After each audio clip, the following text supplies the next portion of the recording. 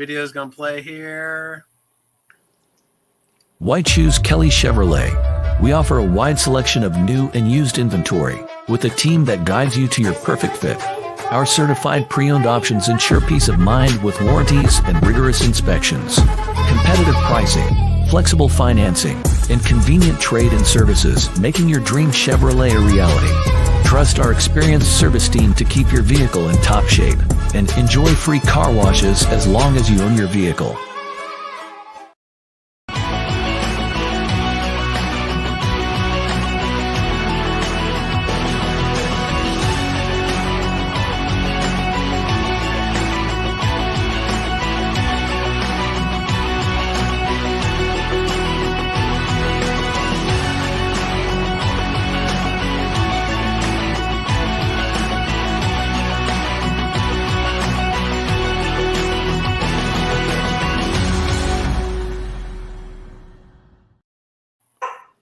And good evening, everybody. Welcome to week 10, 2024 of the high school football season. This is Around the Fort. I'm Casey O'Boyle, joined by Jeff Mahoney up in the left corner there. Hi, Jeff.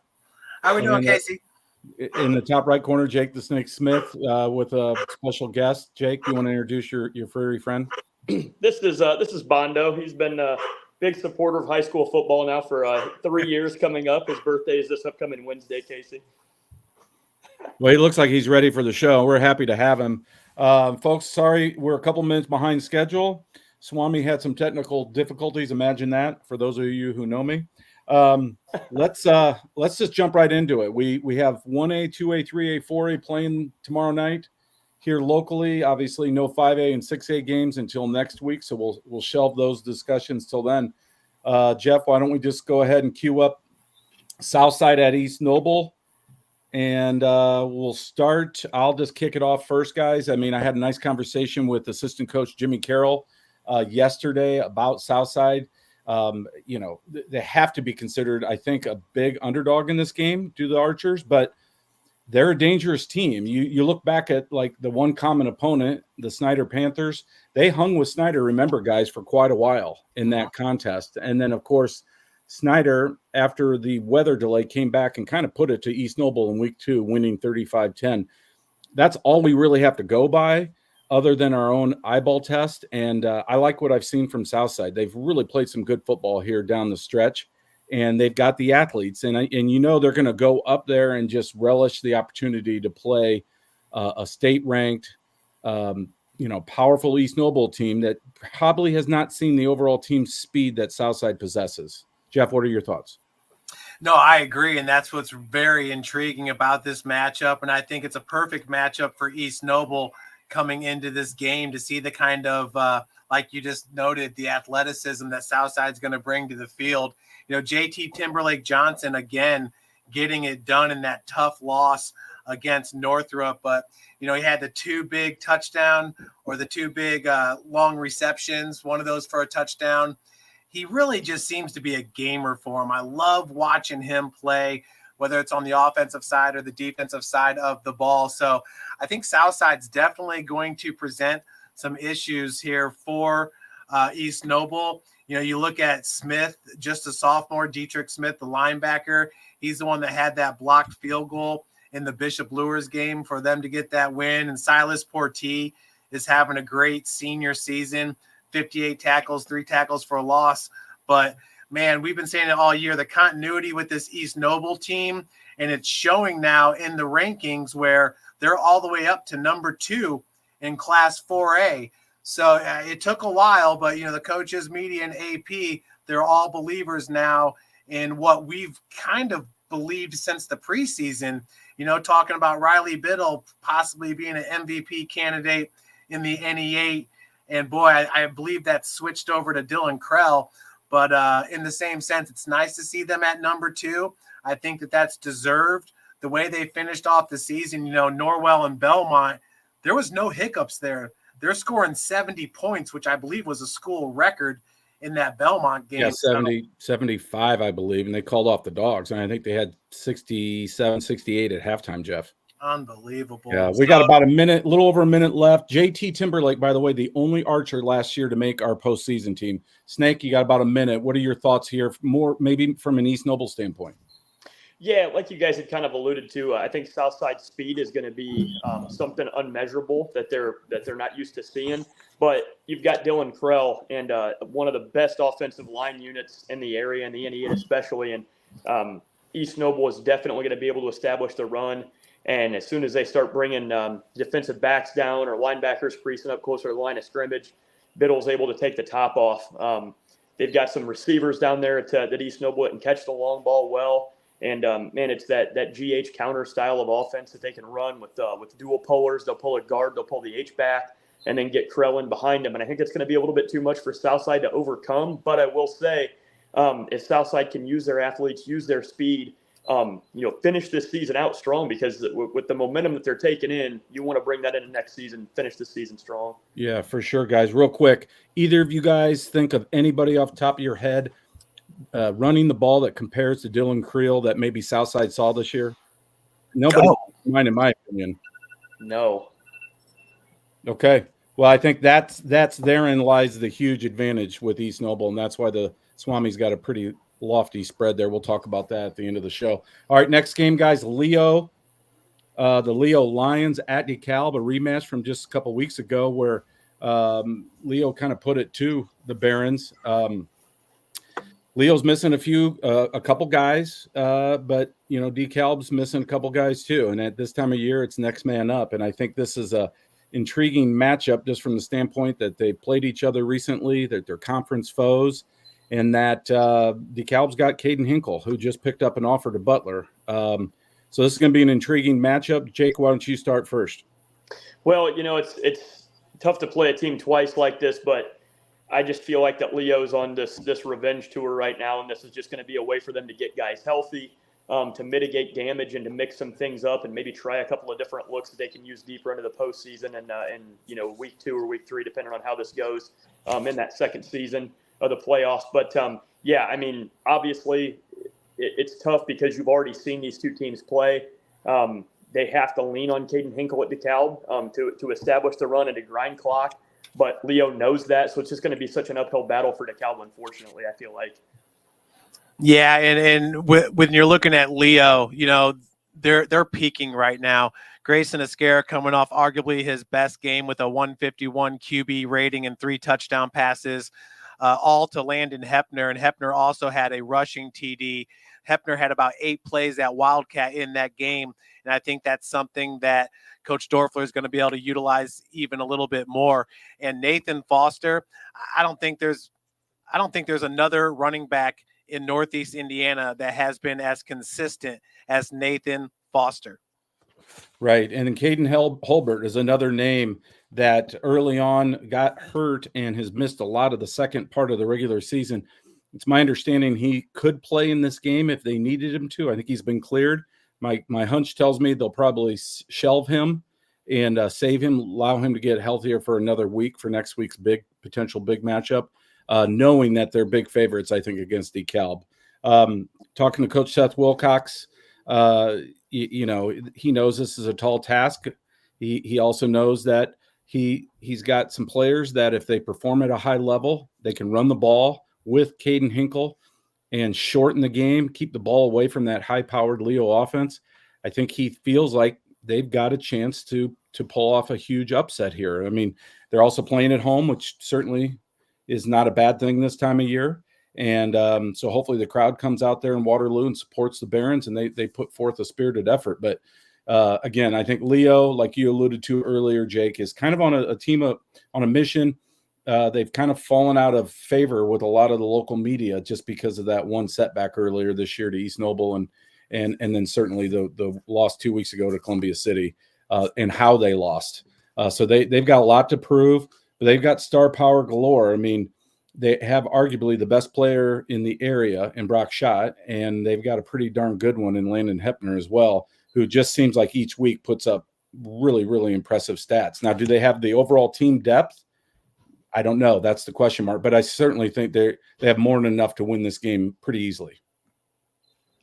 All right, next one, guys. I want we jump into Columbia City at Bishop Dwenger. Jake is going to sit by me tomorrow night. We're going to hold hands and sing right. Kumbaya. And Right. this is going to be a fun one for sure.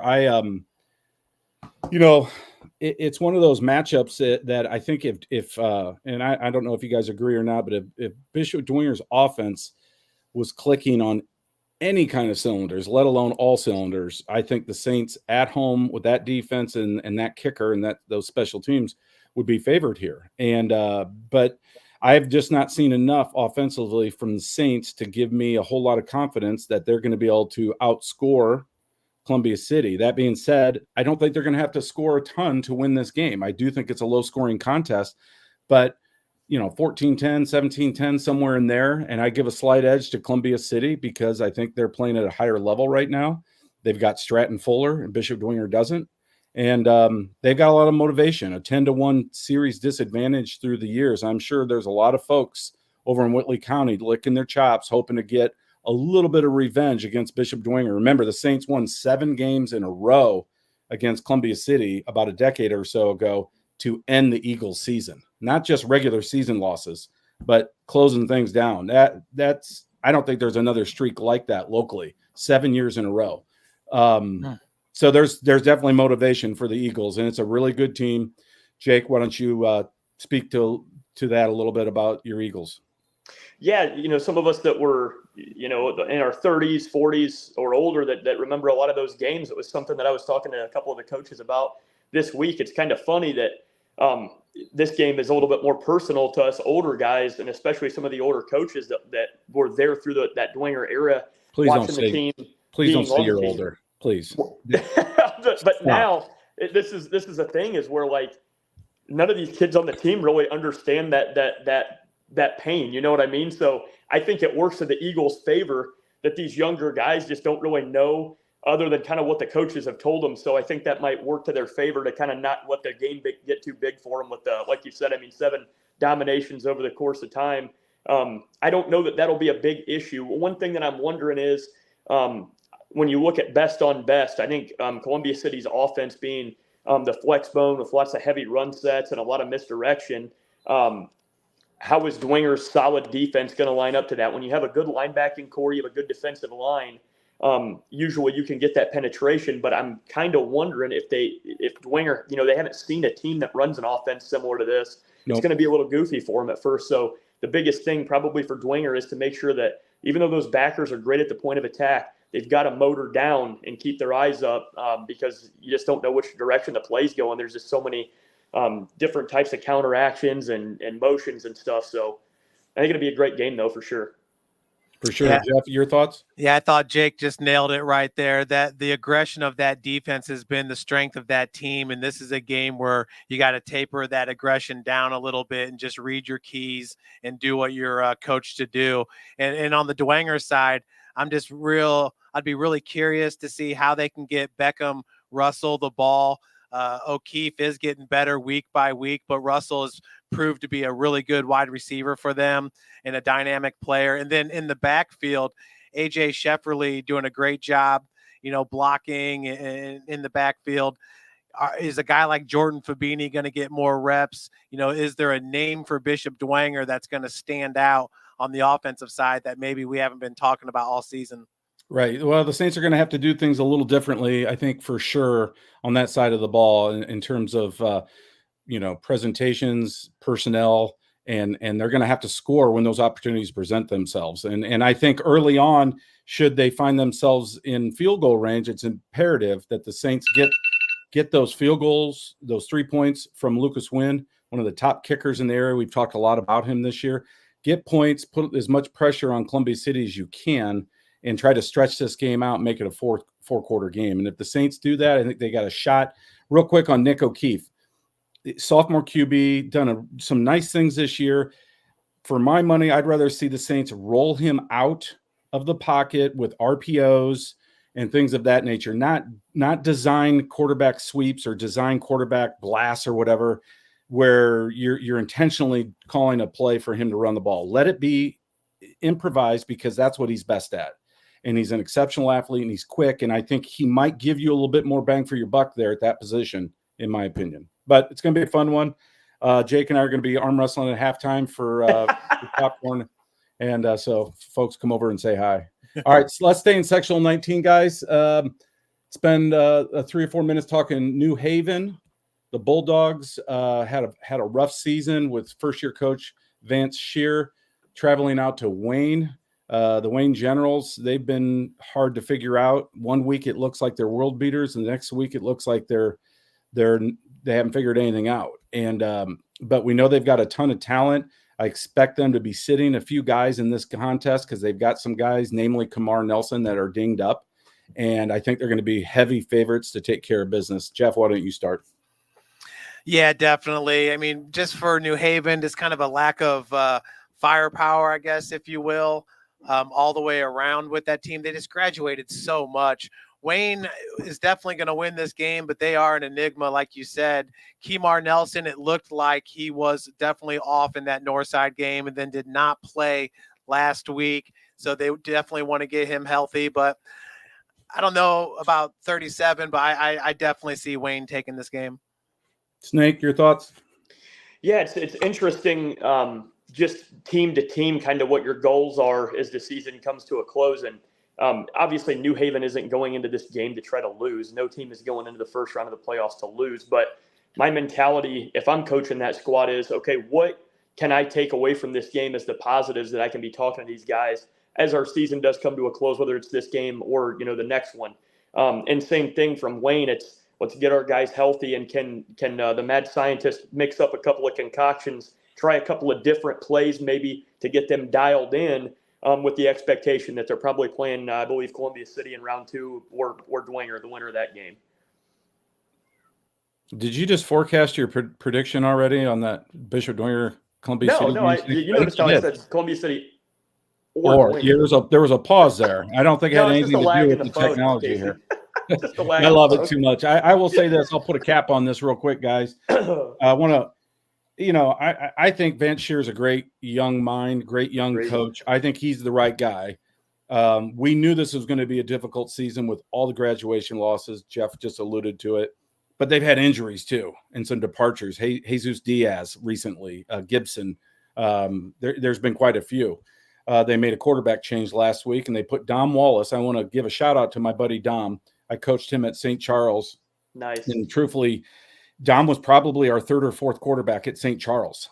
And I give that kid a lot of credit for playing the position because they needed him to.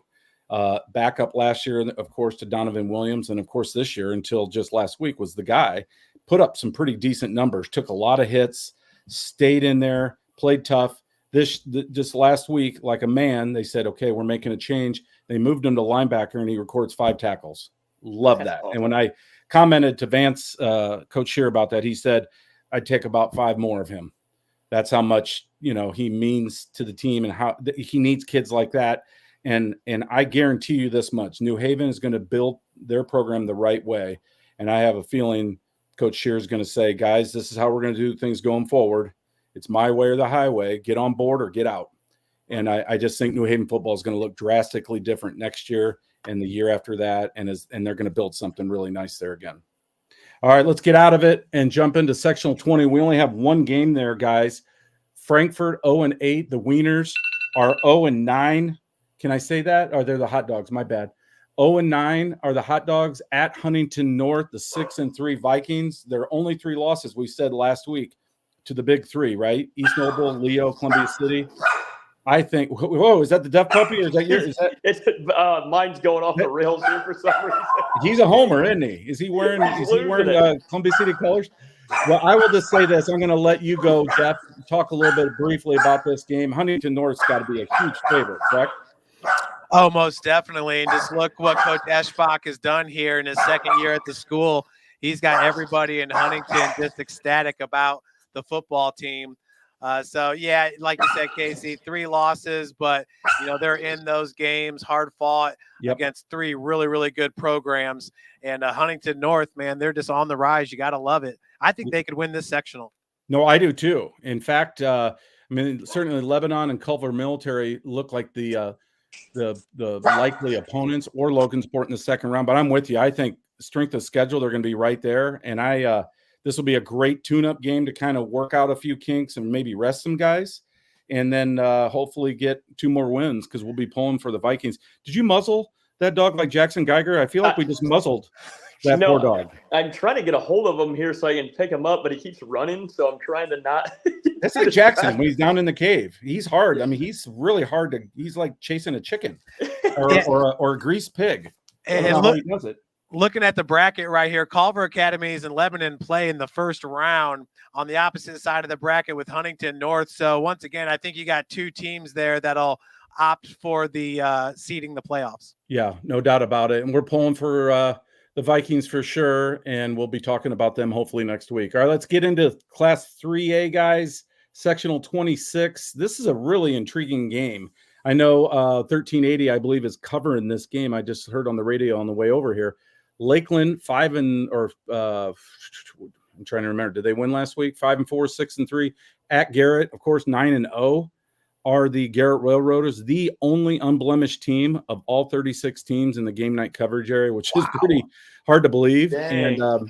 And Coach Depew's done a great job there. We've talked about his coaching this year and his entire staff. And the key for this team is they've been healthy for the most part all year long. I remember talking to Coach prior to the West Noble game, and he had a few guys that were dinged up, but none of them were season-ending injuries. They were just, bumps and bruises and maybe not 100% going into that game. And he was really bummed out about that. He felt like they were limping in a little bit into that contest, but those guys are all back 100%. They are in a great shape.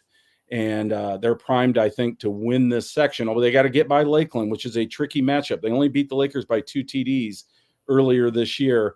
And anytime you got Braden Holbrook and Carson Mickham, a couple of those other guys like Kean Arroyo have been dinged up. They haven't played the last couple of weeks. So if they're those complementary players, Jeff and Jake, aren't 100%, in my opinion, I think Garrett blows the doors off this game. What are your thoughts, Jake?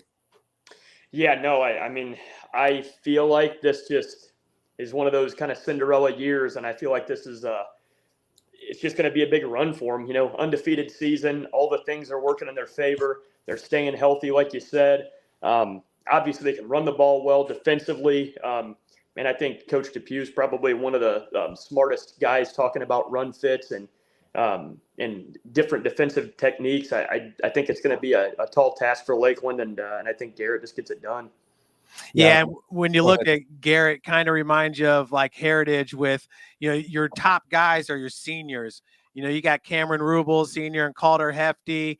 Talking about Calder Hefty, number 2 in the team rushing. Obviously, he's the passer, and number 3 on the team in tackles. So I definitely think we got to put his name up there in consideration for Northeast Indiana Player of the Year. Yeah, no doubt about it. And you don't like having your safety necessarily be one of your leading tacklers, but I think that speaks more to Calder Hefty and how he closes and how he reads. He reads plays like a quarterback does, and he's got the athletic ability and tenacity and toughness to get right into the mix.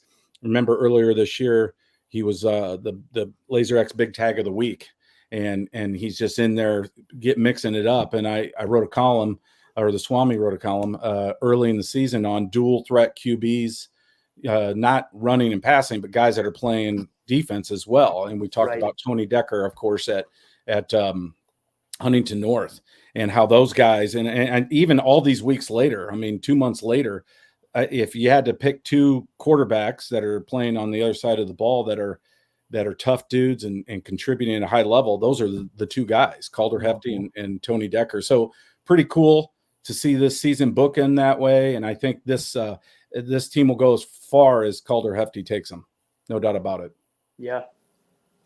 All right, let's talk Woodland at Tippy Valley, Death Valley. I remember at Bishop Dwenger being a senior, we went out to Death Valley, and it was in the sectional, and it was foggy. Of course it was foggy.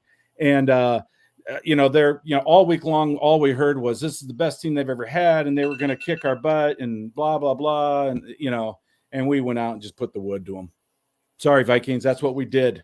And so at any rate, I will say this, a very cool environment. I remember the visiting sideline had a boundary of just pine trees. Now they might be massive by now. They were pretty big back then, but this is, as you guys know, I'm an old man now. This is going back almost 4 decades.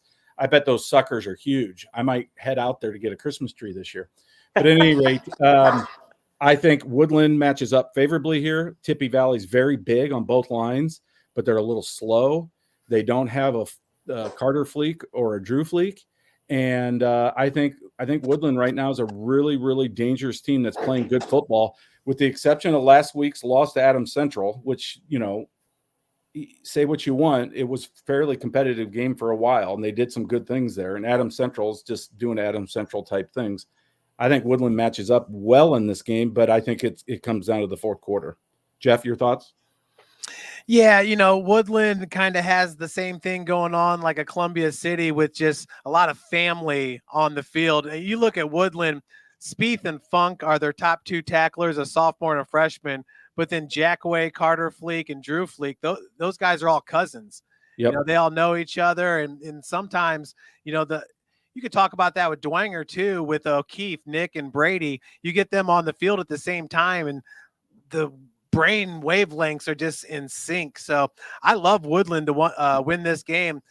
You picked it by 1, and I definitely think it's going to be close. And no matter what happens, this has been an extremely successful year for the Warriors in their first year head coach, Brock Rohrbacher.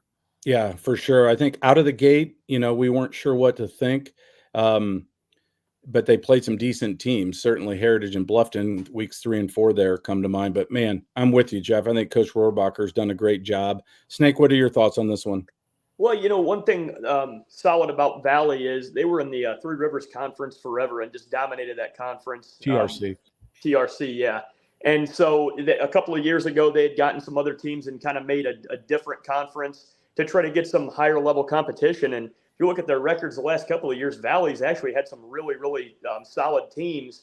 But this isn't, I don't think, necessarily the Valley that you would see in 23 or 22. I think those were like 8 or 9. Oh, there we go. 9-win seasons. Look at 21. I mean, they were a powerhouse for some time. And I don't think this is the same level of Valley that you're going to get on a year where I think the Warriors are, like, to Jeff's point, they're looking pretty solid. So I think the edge goes to Woodland for sure, but definitely should be a good game, like you said. Yeah, Tippy Valley, 4 straight years. Jeff just showed us their loss to Catholics. Different Catholics. I mean, they're not very fond of the Catholics. I'm sure after they see this podcast, they'll probably dislike us even more. Boy, how great would a Woodland and Garrett matchup be? Yeah. Woodland Garrett, yeah, for sure. No, in 3 is really compelling, especially with the way the sectionals are broken down, where a lot of these teams won't meet sometimes until maybe semi-state. We already talked earlier this year about a potential Luers Garrett semi-state. Oh my, would that be fabulous? But let's not get ahead of ourselves. All right, let's talk West Noble. Staying in sectional 26, guys. West Noble at Angola. Seth Pruitt is about 110 yards away from passing big brother Brandon. So he didn't get it last week. You got to think he's going to get it this week. Angola is not real big, especially for one of the bigger schools in that conference. They don't have a ton of size. They've got some tough kids, and West Noble is clearly going to want to run the ball and keep the ball away from Hawk Hasselman from Angola. So I think he gets the record late second quarter, early third quarter, and they can put that to bed and then start looking ahead to the second round, hopefully against Fairfield or Concordia. But Angola could be tricky playing at home because Coach Thomas is a great coach. Hawk Hasselman is just one of those enigma type players that probably doesn't get the credit he deserves running and throwing the ball. And they're just dangerous enough that they could hang around in this thing. Jeff, your thoughts? Yeah, I mean, this is obviously a rematch from week number 4, 35-10 win for West Noble. West Noble's defense only giving up 4.4 points per game. So that is just outstanding. One of the better defenses, and that's one of the things maybe we don't talk about enough or give them enough praise for, is the defensive side of the ball for the Chargers. And with Pruitt, just going to be too much, even though they're on the road. And plus, West Noble, this is the first time in years they don't have Knox in their sectional. So I think they're thinking this is doable. We can do this. Yeah, Jeff, as Jake takes the baton here, maybe you could find that photo if you have it that I sent of Seth running against Angola earlier this year. Go ahead, Jake. What are your thoughts? Yeah, no, I mean, obviously, to me, West Noble kind of gives you the similar vibes of coming into the playoffs as Leo does in 4A, just with some unfinished business there with their loss to Garrett. And I think they want to kind of run that back. But I agree. I think if there was one game that I had to kind of pick on this list that I kind of feel like could be a trap game, I think earlier in the season when they saw each other, I think Angola maybe showed them everything. And now, all the chips are going to be on the table. They may try something a little different, maybe a little trickery. And yeah, Hawk Hasselman, absolute gamer. I think edge to West Noble for sure, but I think it's going to be a game. Okay, I love that picture. Thanks, Jeff, for putting it up. Steve Bowen, who contributes photos to Game Night every year, submitted that. And what a fabulous picture. Seth Pruitt with the stiff arm there. And man, look at all the great color in the background. I'm going to put in a request to Coach Maywater and Tom Skimmerhorn up there for that helmet. I want that helmet that's on Seth Pruitt's head, even if it's not damaged by the or rejected by the conditioners. That needs to be in the cave. I want that sucker. And how often do you see two different logos on a uniform? Not very. The original Charger there, then the Stampede. Yeah, no, not very. And I love his face mask and the contoured shape of that helmet. It's just such a great, it's almost like a throwback feel, the whole picture. And what a great shot. But again, I'm with both of you. I think West Noble wins this game, but it might be closer than people think. All right, let's jump out. Let's stay in that section of the last game of sectional 26, Class 3A locally. We've got Concordia at Fairfield. This to me feels like it could be a competitive game. Oh yeah. Concordia, man, it just seems like it's a long time ago when they were 2-0 and things. And if you just look at most of their games, guys, and we've watched them, of course, all three of us, but it's the turnovers and mostly the interceptions, and they come in bunches. Yeah. And many times they're playing people tough. Snyder comes to mind, Dwenger for a spell. And then all of a sudden the wheels fall off. And I or Swami predicted if they throw for 200 plus with no turnovers, and part of that caveat is Victor Sawyer's got to get some production offensively too, running the ball. But if the Cadets can do those two things, I think they win this game. What are your thoughts, Jeff? 100%. I mean, number one, getting back Jack Belschner last week, he had 3 receptions for 107 yards. Huge. Is absolutely huge for Concordia. And, it's the gauntlet of the SAC. And it's also the beauty of the SAC where you have lower enrollment schools like Bishop Luers or Concordia that, they're going to take a little bit of a beating, not so much Luers, but Concordia in the SAC. Now they get out of it and go to Fairfield where their guys can shine. So I feel like inside the players, it can be a little bit demoralizing weeks 3 through 9, but I got to feel like they feel really good heading up to Fairfield. Having a couple wins under their belt like they got in weeks 1 and 2, but also having Avery Cook and Jack Belschner and guys that they can lean on in that passing game. But you're right, Casey, 5 interceptions last week against Bishop Dwenger. You're not going to win many ball games with 5 interceptions. No way. Snake, your thoughts? Yeah, I mean, nailed it. You got to protect the football first and foremost. Cadets have to establish some semblance of a run game. Obviously, like we've said, great receiving core. Belcher coming back's huge. One thing I will say is Fairfield's been up and down this year. Talking to some of the Busco coaches, when they played them, they didn't really know what they were going to get. Were they going to come smash us or were we going to get the upset? Nobody really knows. So I doubt they've seen a level of receivers that they're going to see athletically like Concordia, so that could play to the Cadets' favor. Yeah, for sure. I suppose if just looking at the Falcons' schedule 2 weeks ago at home against Lakeland, they won 48-38. Lakeland probably offensively is the closest thing to Concordia that they've seen in terms of a spread attack. But Lakeland has Braden Holbrook and Concordia doesn't. So they're going to have to take care of the ball. But again, if they do take care of the ball, it's a big caveat because they have not this year. I think they're in this game till the very end. All right, let's stay in Class 3A, jump into Sectional 28. Again, it skips over a sectional, which I find fascinating, but I love it. The first game there is Norwell at Bishop Luers. It's a matchup of Knights versus Knights. Can't help but wonder, where is Bishop Luers at mentally? I mean, they've just kind of fallen off the cliff the last 3 weeks. and have not been playing prototypical Bishop Luers football. But this is where they earn their keep, so to speak, is in the postseason. And they've got a ton of tradition. They're coming off a state championship. Yes, they're moving up a notch in Class 3A, but I still think this is their sectional to lose. And I don't expect Norwell to pose any serious threats against the Knights, but you never know. Remember a year ago, guys, we were getting scores at halftime of Busco beating Bishop Luers in the first round of the sectional, and they were really close to getting bounced. Would have been one of the most epic upsets, I think, in playoff history, especially knowing that they went on to win a state championship, 5 weeks later. So, Jake, your thoughts on this one? Yeah, unfortunately for Norwell, they're banged up. I believe Draft just got hurt last week in the Columbia City game. I don't know if he's going to come out of that or not, and that does not bode well in this game. The one thing about Norwell that I've always respected is that their coaches know how to get as much fight out of those kids as possible, so they're not just going to drown. They're going to scrap and claw their way through this game as best they can. But I really do feel like Luers should be able to establish the run, and Norwell probably hasn't seen – this style of passing. Obviously they've seen some athleticism with, East Noble's more of a deep ball throwing team. Leo, a little bit more spread. I think it's going to be a little different than they're used to seeing, but just with the injury, I think it's going to be tough to overcome for Norwell. For sure. Jeff, any thoughts? Yeah, two common opponents here. Norwell beat New Haven 25-24, and that was in week number 5.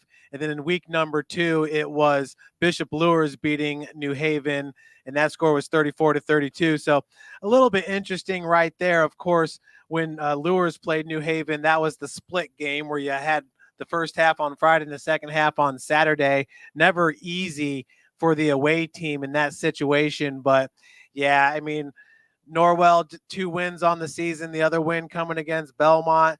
I do believe Bishop Luers gets their legs in this one. They start gaining some confidence for this postseason run where they could potentially, if they can get by Norwell, meet up with a Heritage or a Ole Miss for a sectional championship.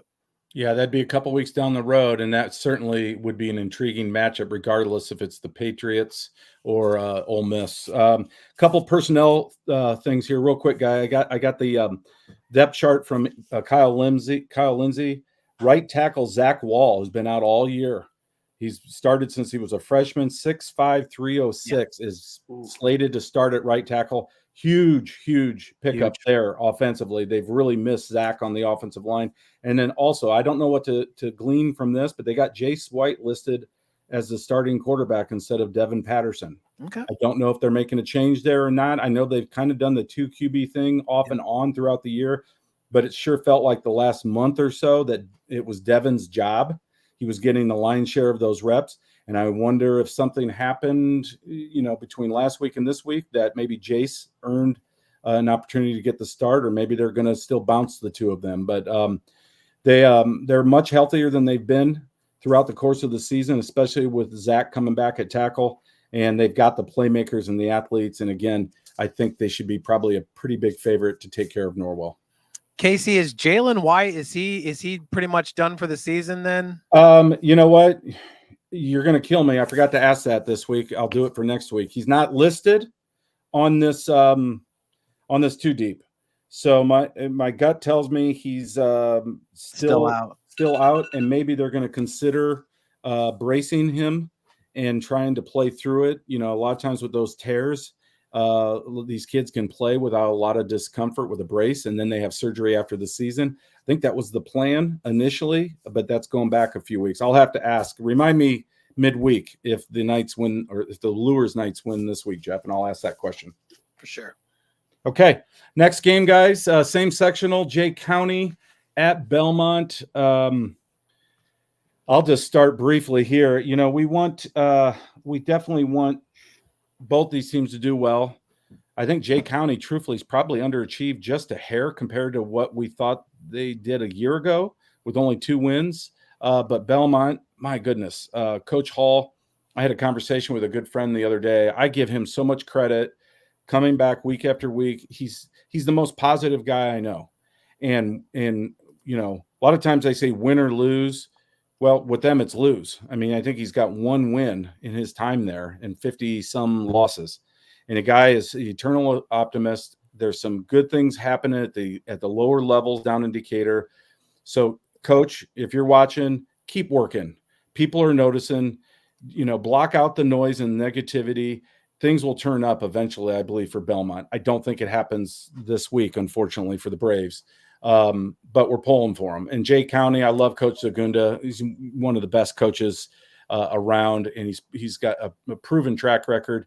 I think Jay County wins this game pretty easily. Your thoughts, Jeff?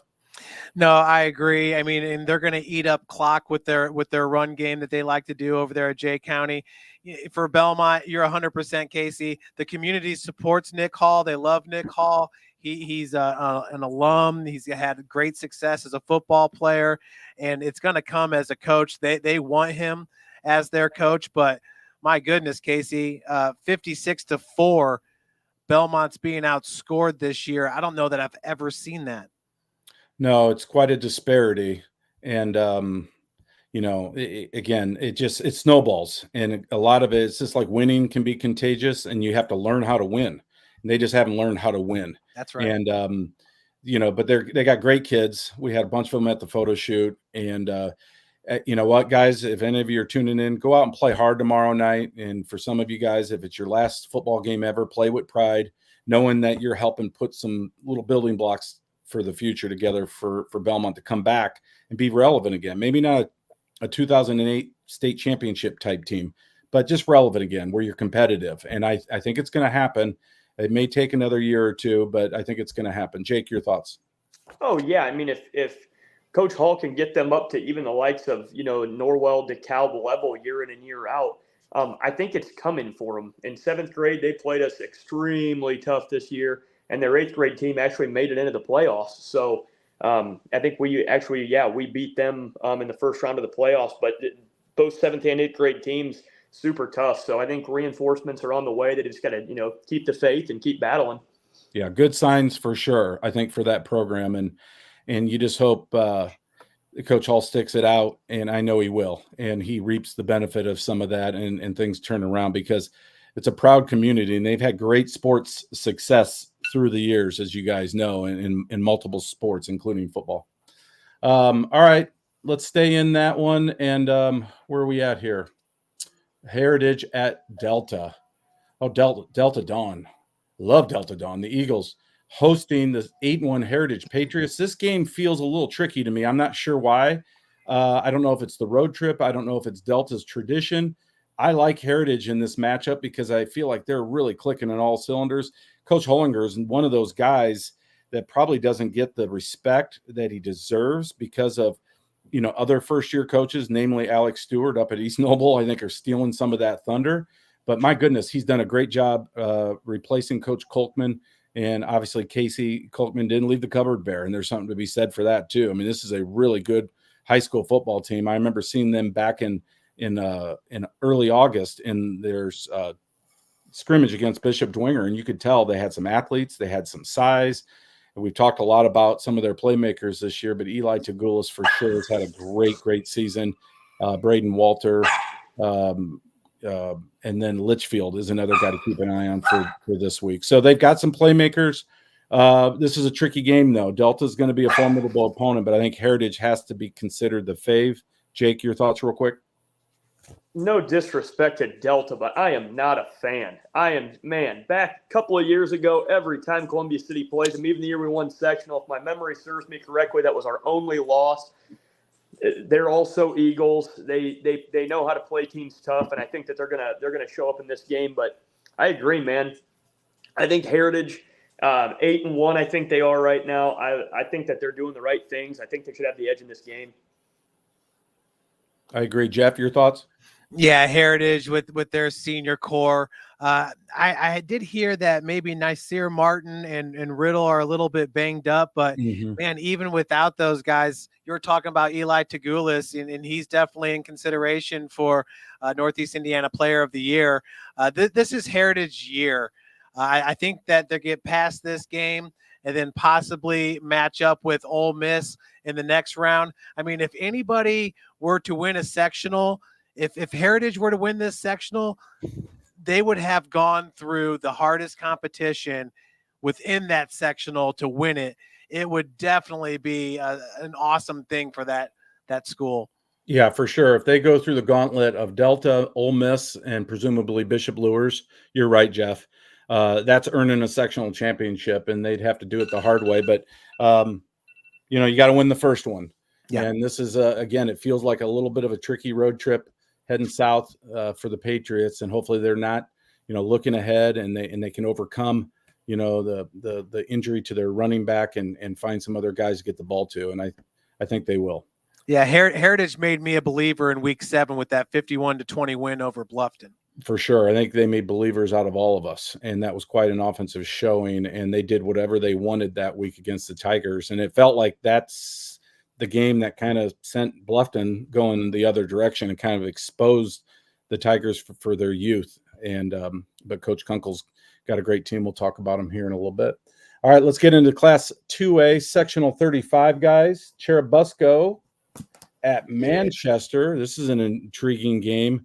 I won't spend too much time on because I know Jake's licking his chops. Jake, take it away.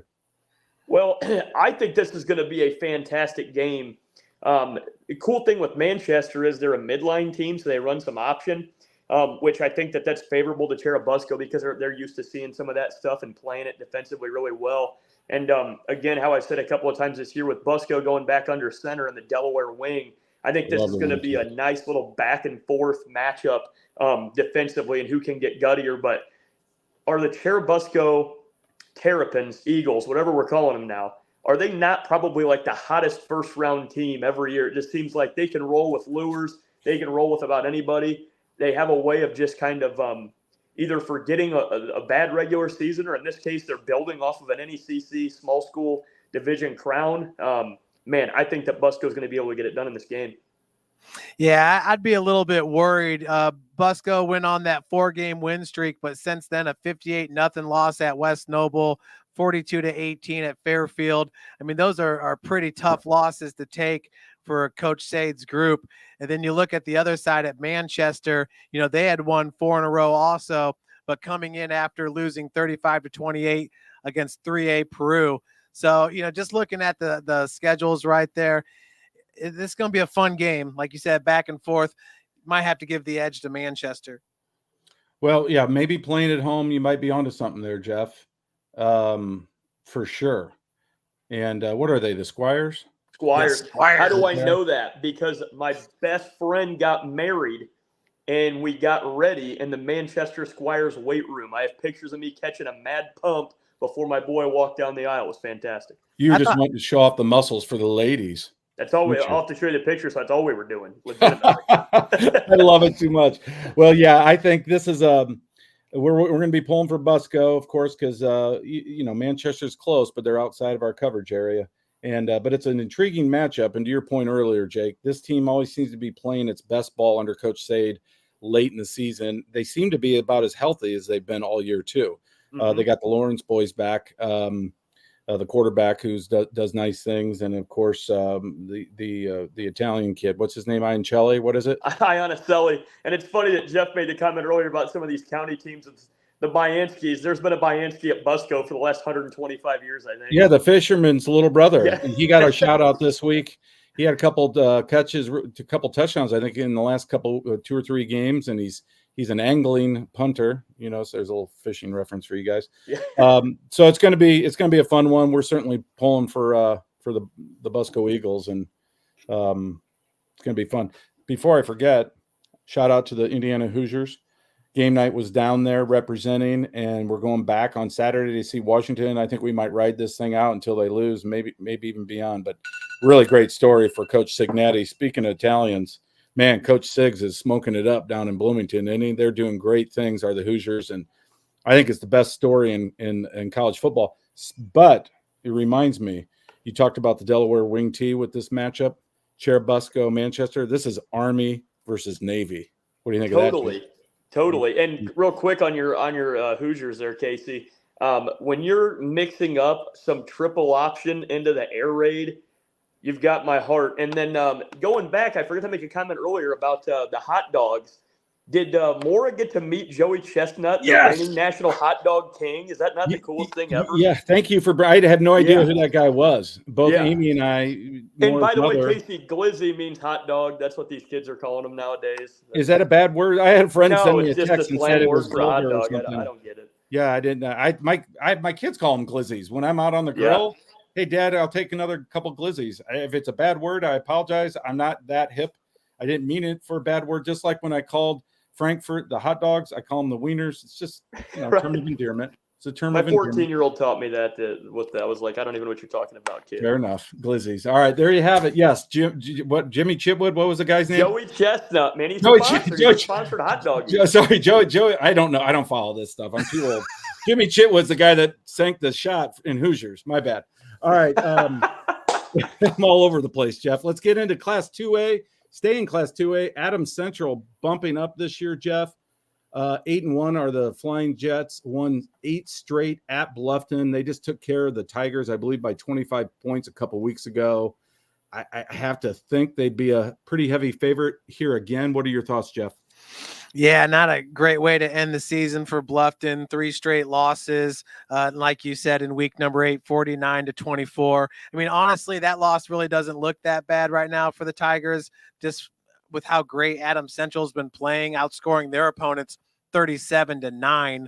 So, but once again, Bluffton just a little bit young to take on this Adams Central team that has just been, they have been gangbusters since that week 1 loss. Yeah, no doubt about it. And then Bluffton, just a couple of weeks ago, remember this game was 14-8 after 1 quarter and then 28-16. They were hanging around, and then Adams Central put them away in the 3rd quarter, early in the 4th as well. But Bluffton actually threw for 265 yards in this contest, but only 53 rushing yards on 30 carries. And they want to run the ball first, does Coach Kunkel's squad, but they might have to modify their game plan a little bit here in the rematch, in my opinion. Maybe 30 rushing attempts is 10 too many. They might have to switch to a little quicker passing game, get it out quickly, let that young quarterback, Axton Best, who was player of the week earlier in the year for game night. He was 20 for 29 last time. He might have to throw it 40 to 45 times in this game for the Tigers to hang around. But again, I think AC is the team to beat here. And hats off to Coach Mosier, like you said, Jeff, 8 in a row. And it's unbelievable how well they've played and the program that he's put together. The Heiser kid and the Hershey kid, I call them the H&H backs, are just having a phenomenal season. They both run the ball so hard. And then the Roach kid at QB is just improving week by week. Jake, your thoughts? Yeah, it's really more of a question at this point of how deep can AC go. But, man, I love, I think you nailed it on the head earlier, Casey. I love what Bluffton does offensively. Some of their offensive sets are kind of up my alley and what I like from an offensive standpoint. But I agree. You're going to have to find a way to get the ball outside quicker if that run game isn't effective. And that's going to be the key to success. You can't be – if you're throwing to the flat areas or going quick screens or slants, just something to get the ball out quick. You can't be dropping those passes or AC is going to be able to pull away especially. So, got to have high percentage passing, got to play good defense, and then kind of let the cards fall where they may.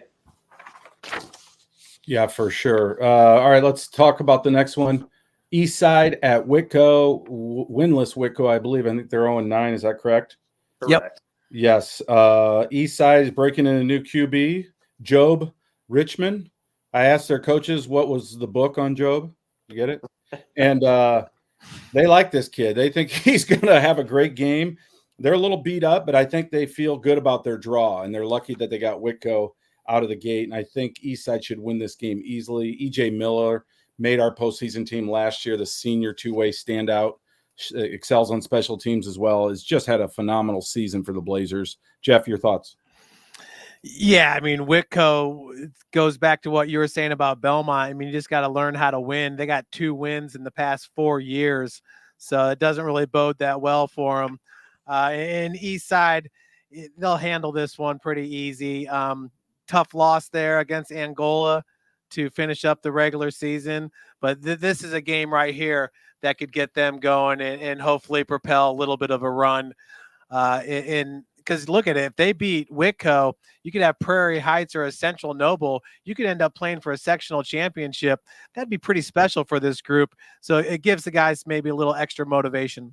Yeah, no doubt about it. I think a good shout out there, Jeff, and to the coaches. Alex Brandewie, he was in the cave last year. Nice, young, positive, up-and-coming coach. I mean, Coach Mason, couldn't say enough good things about Alex taking over the reins. And then, of course, he got Coach Mason back on the staff this year, which is pretty nice for the Eastside Blazers. But they've been dinged up all year long, and I feel like this is – their time of year also. They've had a lot of postseason success in recent years, and maybe this is an opportunity to like you said, get a couple wins, feel good about things for next year, and put a bow on this season with a kind of a positive vibe. Jake, your thoughts?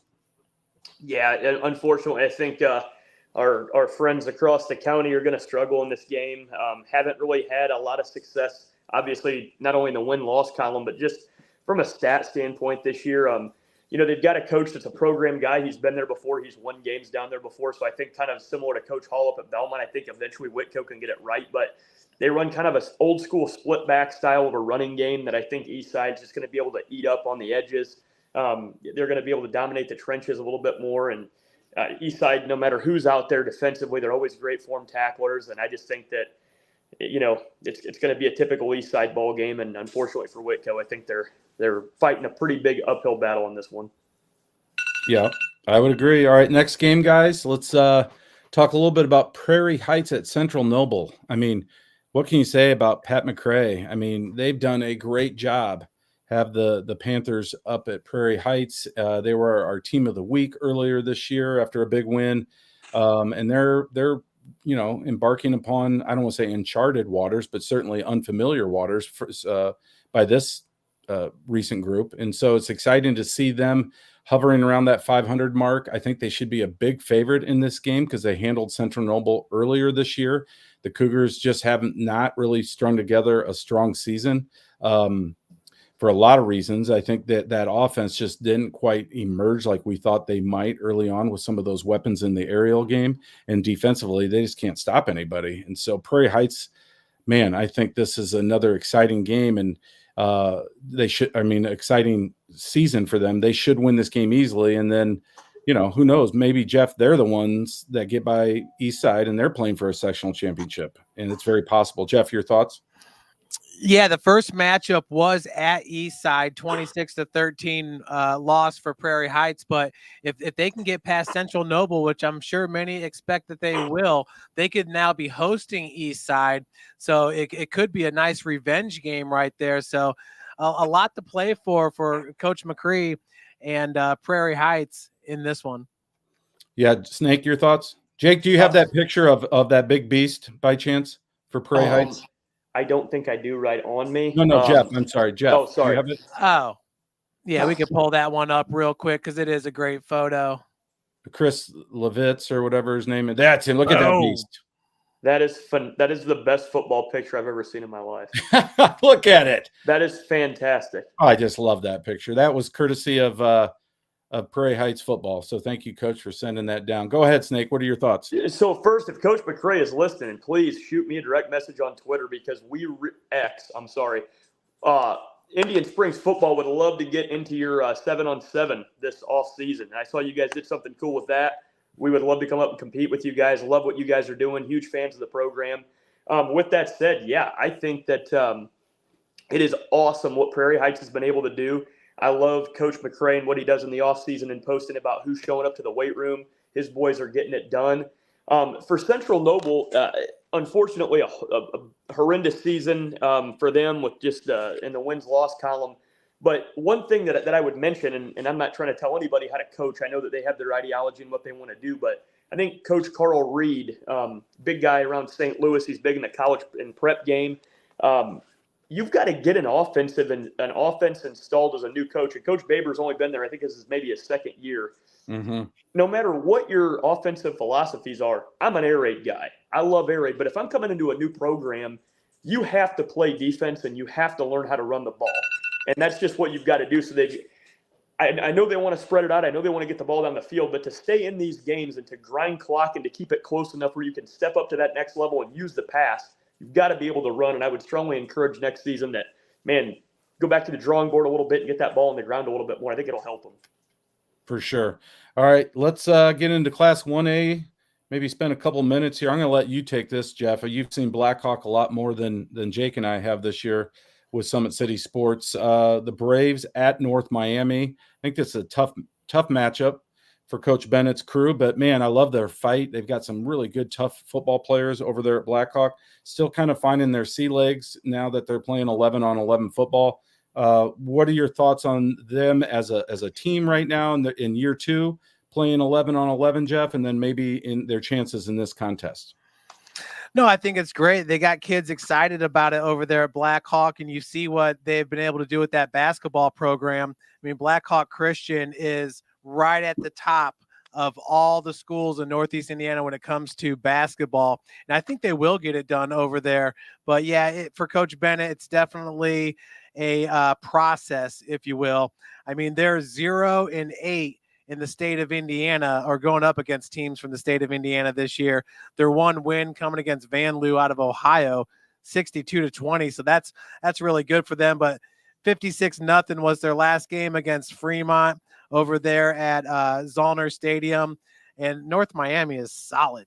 I mean, this is a good team at 7-2. So, yeah, the wins are going to come for Blackhawk. But, man, you're going up against programs that have been established for 100 years. It's going to take some time. No doubt. Snake, your thoughts? Yeah, no, I agree with Jeff. It's just it's a building process. It's going to take time, but hopefully they can continue to build off the slight success they had early in the season and just keep going from there. Yeah, we're definitely pulling for you, Coach. This is, again, an uphill battle, but you know what? Get a turnover too early, hang around. All of a sudden that collar starts to tighten for the favored team, and maybe they'll put forth a good effort here and hang around, but it's going to be a tough challenge against the Warriors, who have won 4 sectionals, haven't won one in about a decade, but they actually have one state title to their credit as well. Does North Miami. So this is a good program. No doubt. And looking at Blackhawk, they had to cancel their week 3 game because they didn't have enough players. Right. So football's all about depth. Yes. Yeah. And when you don't have a ton of depth and then you get a couple guys injured or sick, it can spiral the wrong direction quickly. And that's kind of what's happened a little bit, I think, this year to BC. All right, let's stay in Class 1A. Talk a little bit about Fremont at Northfield. Both are 3-6. This is a classic matchup. You got the Casino heading over to the Ross brothers. You remember John and Joe Ross, who played at Notre Dame, the twins. I love those guys. They own Closet Concepts that advertises in game night. So, nice. This Northfield. Normally, I think I'd probably be leaning towards the Norsemen. I just like their name. I mean, they're like, time. Yeah, those are like Vikings, but with like beards in anger. And normally I would go with them, but I like what Coach Trev's doing with Fremont. That team seems like they're starting to trend upward a little bit. I think Fremont gets it done in a squeaker. Jake, your thoughts?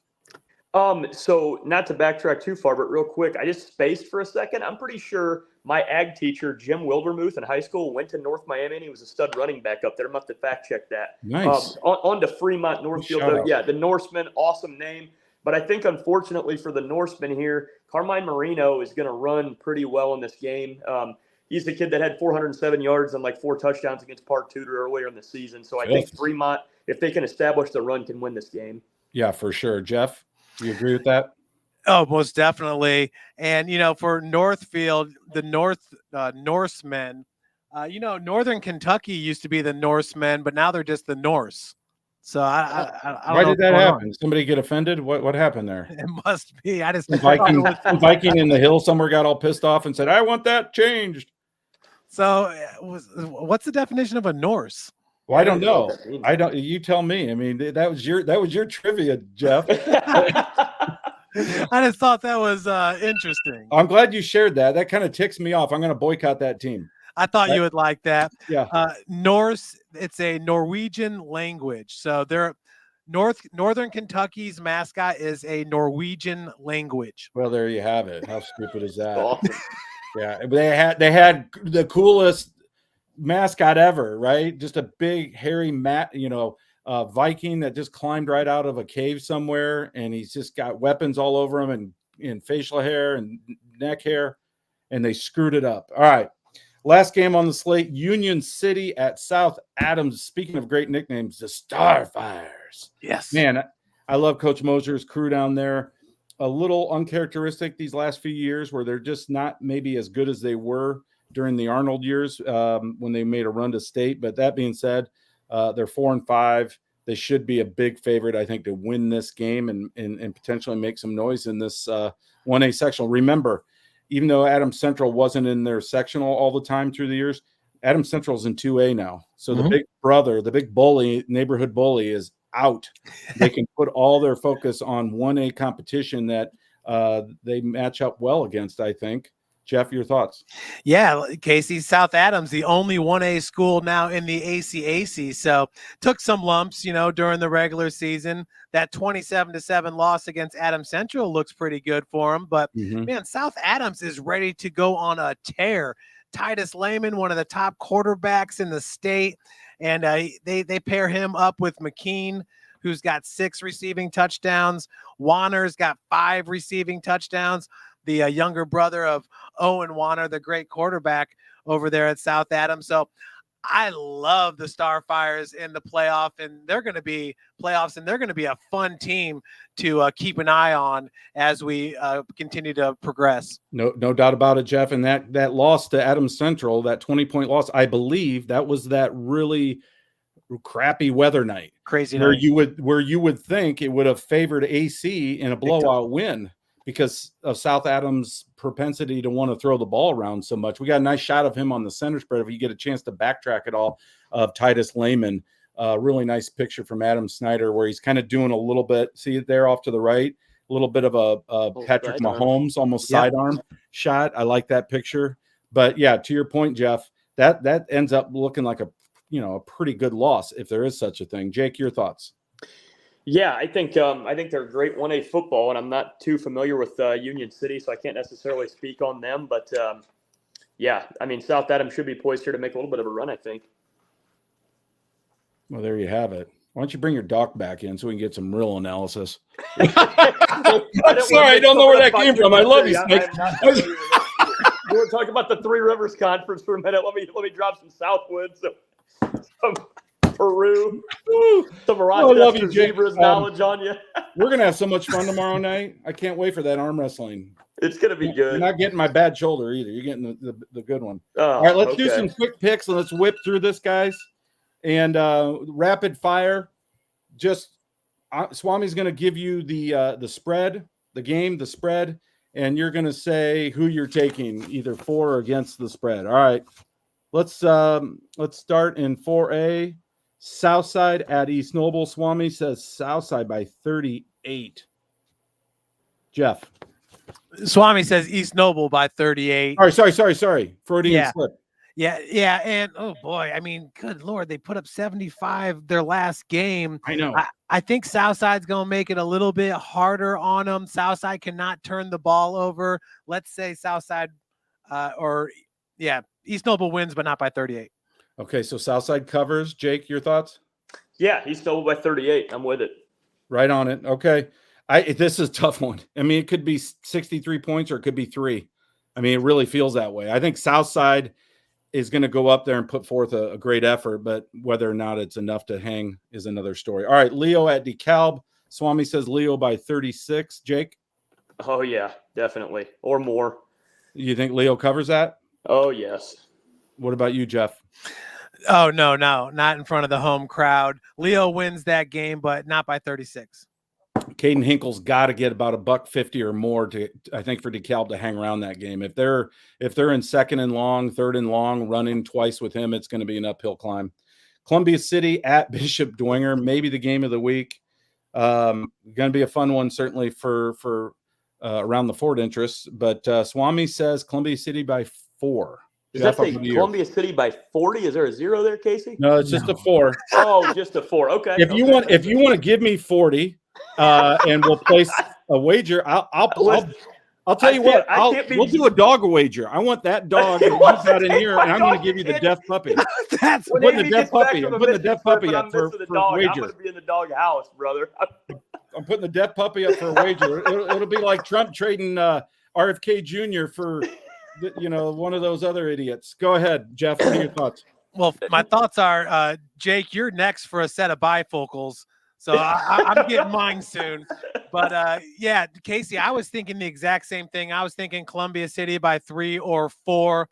Lucas Nguyen will knock in some field goals for sure for Bishop Dwenger. This atmosphere is going to be unbelievable. Casey, this is the best game this Friday night. Yeah, for sure. I think it's going to be a lot of fun. I think it's going to be low scoring, 14-10, 13-9, yes. 17-13, something like that. What are your thoughts, Snake? Yeah, realistically, I think the 4 to 7 range is right on. I think Columbia City has the edge, like we talked about offensively. But yeah, this is going to be an awesome game. I think that I'm just so excited to see what Columbia City can match up and how Dwenger responds in the chess match between the coaches. Yes, that's a great call out. Chess match is what it will be. That defense of Bishop Dwenger, can they hang around and make just enough plays offensively or in special teams to pull out a victory? It's going to be an electric atmosphere out at Shields Field. All right, New Haven at Wayne. Another tricky one. Swami's got Wayne by 37. Jake, is that too many or not enough?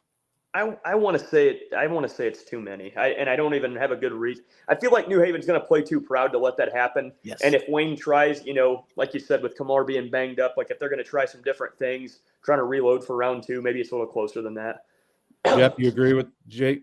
Yeah, it's going to be a little bit closer. The sophomore Ethan Wake now, he's got, I think, 3 games of experience. Like you said, they kind of just handed over the reins last week. Now they got a little bit more depth on the defensive side of the ball with Dominic Wallace. So I think I think New Haven is going to keep this one definitely closer than 37. I think it could be like 14. Oh, my. I might be betting one of your dogs here later, too. All right.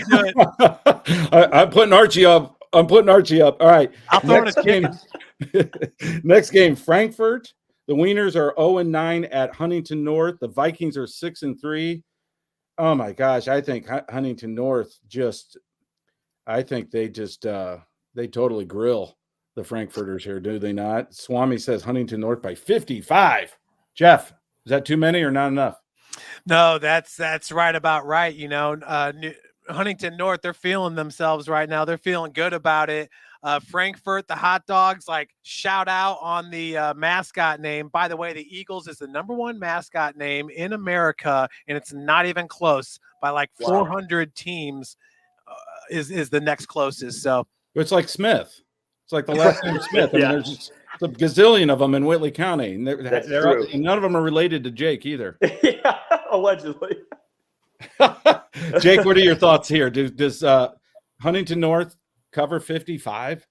Yeah, I think they put the glizzies on the bun with some relish, and they just grill them up, and I think it's over with. 55, that's a wrap. I'll take that all day. I love a good glizzy reference. All right, Class 3A, Lakeland at Garrett.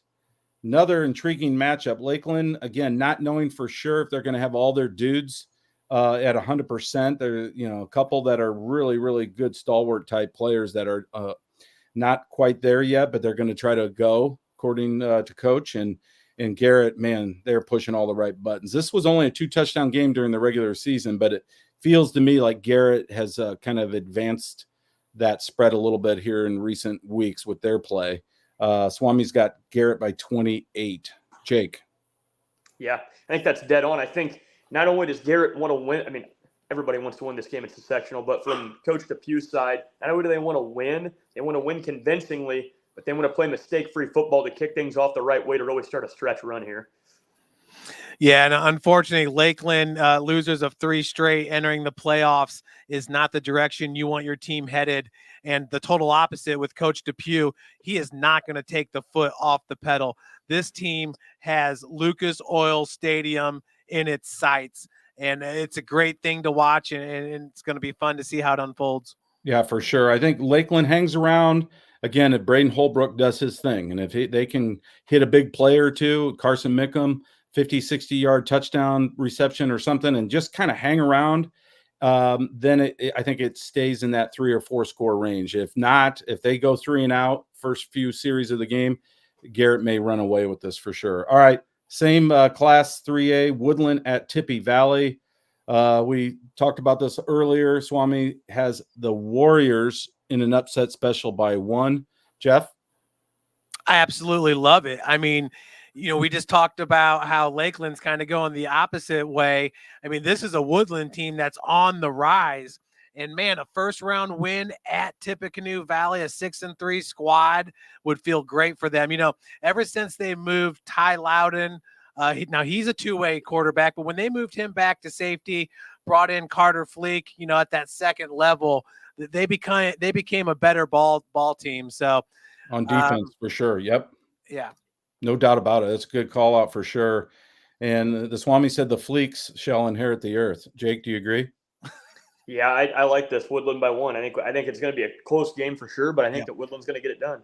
Okay, West Noble, the Chargers 8-1 at Angola. Sagarin has West Noble winning this sectional, even with Garrett in the regular season matchup in favor of the Railroaders.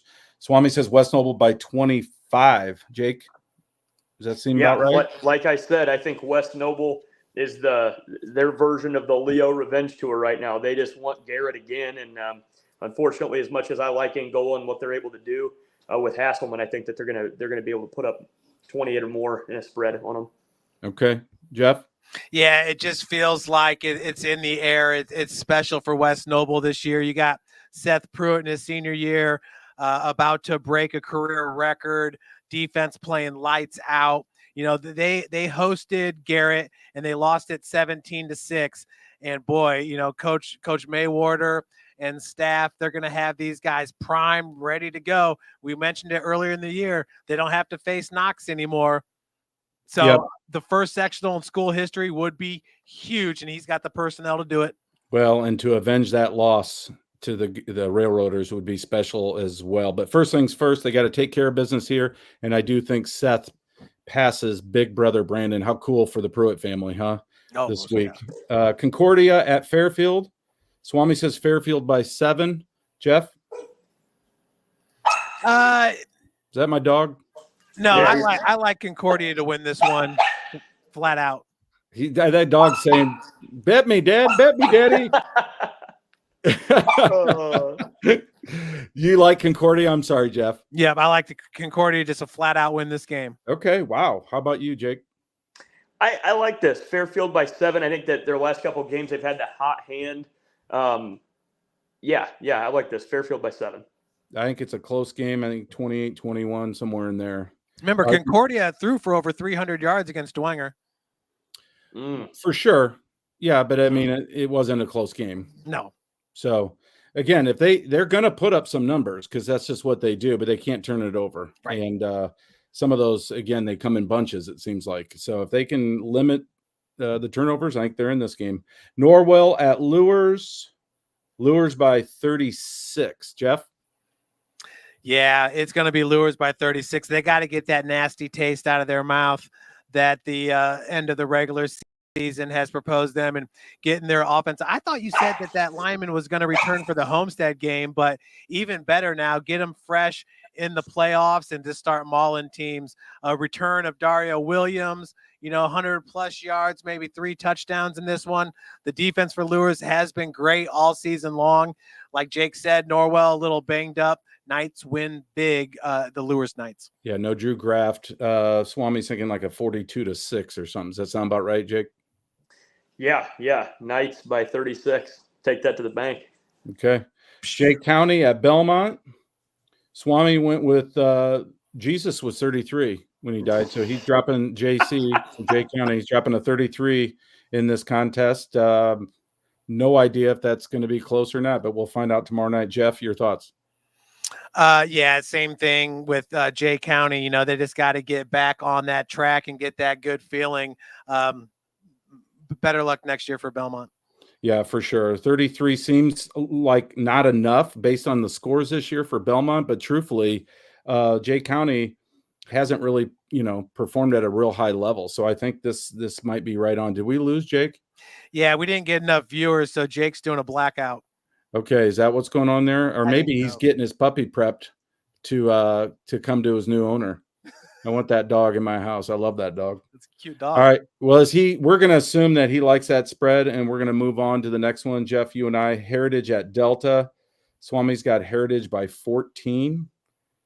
What are your thoughts there? Yeah, I like it. I really like this Heritage team. And man, last year getting beat by Garrett in the second round when they were the favorites to win that sectional.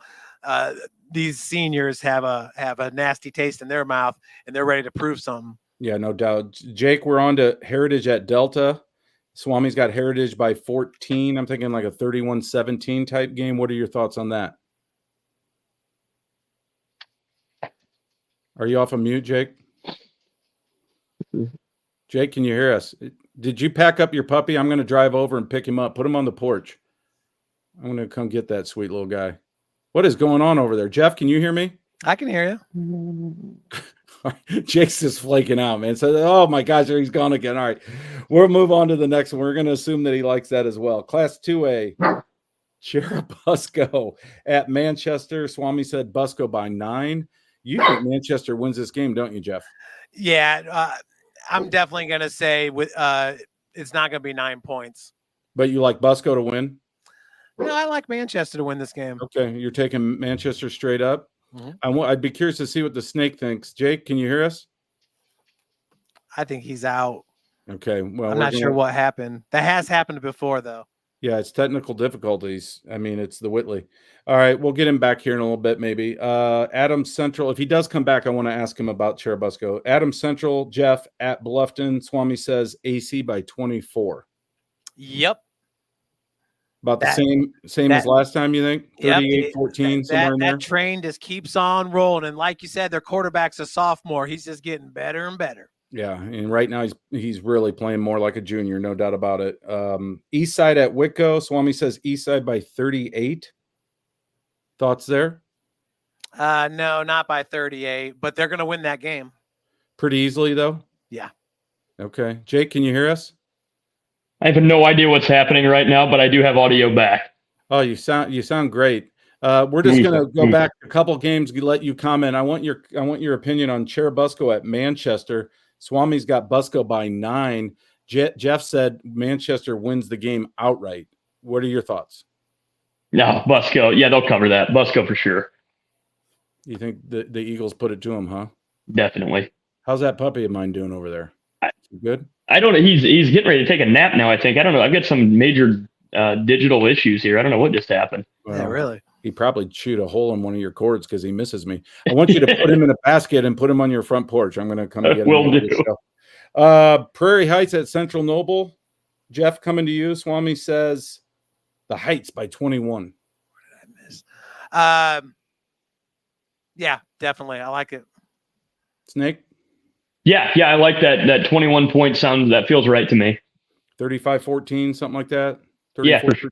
Okay. Yeah, so I think Central Noble will score 7 points in that game. So 35-7. Okay. Last class 1A, Blackhawk at North Miami. Jeff, coming to you. Swami says North Miami by 45. Is that too many or not enough? No, they're a good program. Not that Blackhawk isn't, but once again, just talking about the depth of North Miami is going to roll in this one. Yeah, they're just not established yet, is Blackhawk, but they're putting forth great effort. I'm seeing like a 52-7 type game. Jake, your thoughts? Yeah, I think North Miami can do that. If my memory serves me correctly, they should be able to run the ball pretty well and get it done. 45 sounds good.